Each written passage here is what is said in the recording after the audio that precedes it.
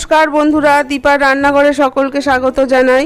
আজ আমি তরুলি দিয়ে একটা নতুনত্ব রেসিপি শেয়ার করব আপনাদের সঙ্গে। রেসিপিটার নাম হলো তরুলি সর্ষে পোস্ত। এটা খুব অল্প উপকরণ দিয়ে এবং খুব অল্প সময়ের মধ্যেই বানিয়ে নেওয়া যায়, আর খেতে গরম ভাতের সঙ্গে দুর্দান্ত লাগে। তাহলে চলুন কিভাবে আমি রেসিপিটা বানাই দেখে নেওয়া যাক। তাহলে দেখে নেওয়া যাক তরুলি সর্ষে পোস্ত করতে কি কি লাগছে।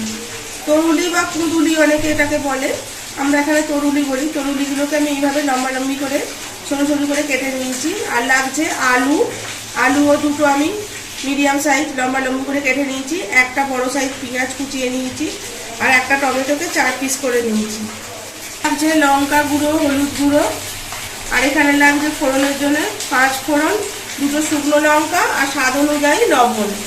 এবার আমি সর্ষে পোস্ত আর 3টে কাঁচা লঙ্কা চিড়েতে বেটে নেব মশলার জন্য।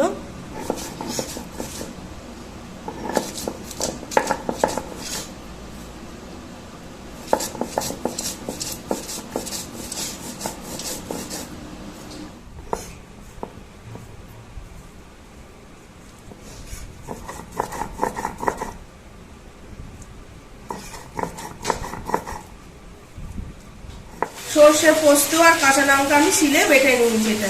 এতে বাটা মশলাটাও আছে, আর শিল ধোয়া জলটা আমি এর মধ্যে রেখে দিয়েছি। তাহলে চলুন শুরু করা যাক রান্নাটা করার জন্য গ্যাস অন করে আমি একটা কড়াই বসিয়ে দিয়েছি। এর মধ্যে দিয়ে দেবো সাদা তেল। তেলটা গরম হয়ে গেলে প্রথমেই আমি আলুগুলো একটু ভেজে নেব।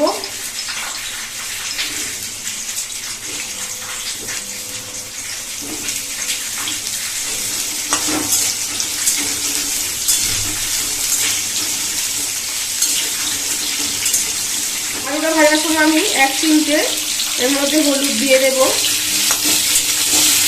তাতে আলু ভাজাগুলোর কালারগুলো খুব সুন্দর লাগে। আলুটা ভাজা হয়ে গেছে, এবার আমি এটা তুলে নেব।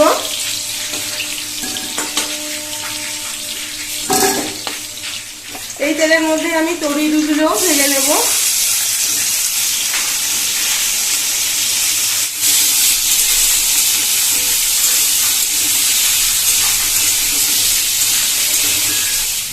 তরুলিগুলো আমার ভাজা হয়ে গেছে, এগুলো আমি তুলে নেব।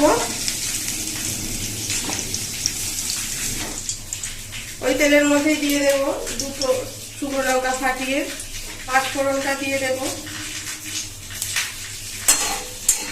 রান্নাটা আপনারা সর্ষের তেলেও করতে পারেন, আমি সাদা তেলে করছি।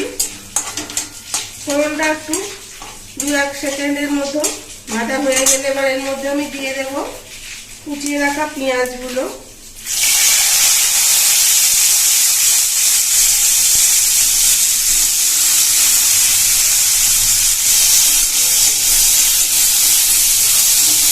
পেঁয়াজগুলো কিছুক্ষণ ভেজে নেব। হয়ে গেছে, এবার আমি দিয়ে দেবো এর মধ্যে টমেটো কাটাটা।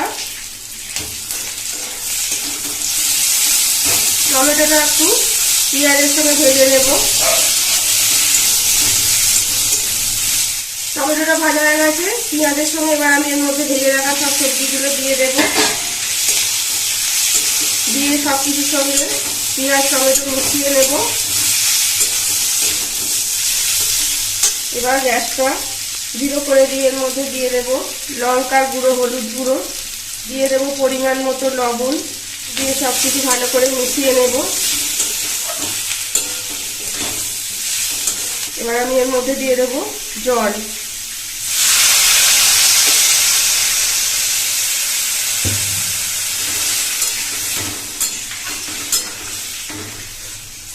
এই সময় আমি যে শিল ধোয়া বাটিতে জলটা ছিল ওটা দেবো, মশলা বাটাটা দেবো না, ওটা পরে দেবো। সবজিগুলো সব সিদ্ধ হওয়ার জন্য আমি চাপা দিয়ে হতে দেবো 5 থেকে 7 মিনিট। এবার আমি ঢাকাটা খুলে দেখে নেব আলুগুলো সিদ্ধ হয়ে গেছে, তরুলিটাও সিদ্ধ হয়ে গেছে। এবার আমি এর মধ্যে দিয়ে দেবো সর্ষে পোস্ত বাটাটা দিয়ে। আর বেশিক্ষণ রান্না করতে হবে না, 2 মিনিট রান্না করে নিলেই হয়ে যাবে আমার তরুলি সর্ষে পোস্ত। আর আমি এটা 2 মিনিটের জন্য গ্যাসটা সিম করে চাপা দেবো, কারণ সর্ষে বেশিক্ষণ রান্না করলে তেতো হয়ে যায় জানেন। এবার ঢাকাটা খুলে আমি দেখে নেব রান্নাটা কতদূর হলো। শুকনো শুকনো এটা নামাবো। তৈরি হয়ে গেছে আমার তরুলি সর্ষে পোস্ত। এবার আমি এটা নামিয়ে নিয়ে গরম গরম পরিবেশন করব।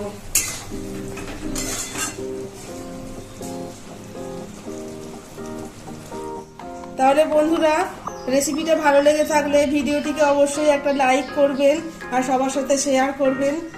আর রান্না করে কেমন লাগলো সেটা কমেন্টে দ্বারা জানাবেন।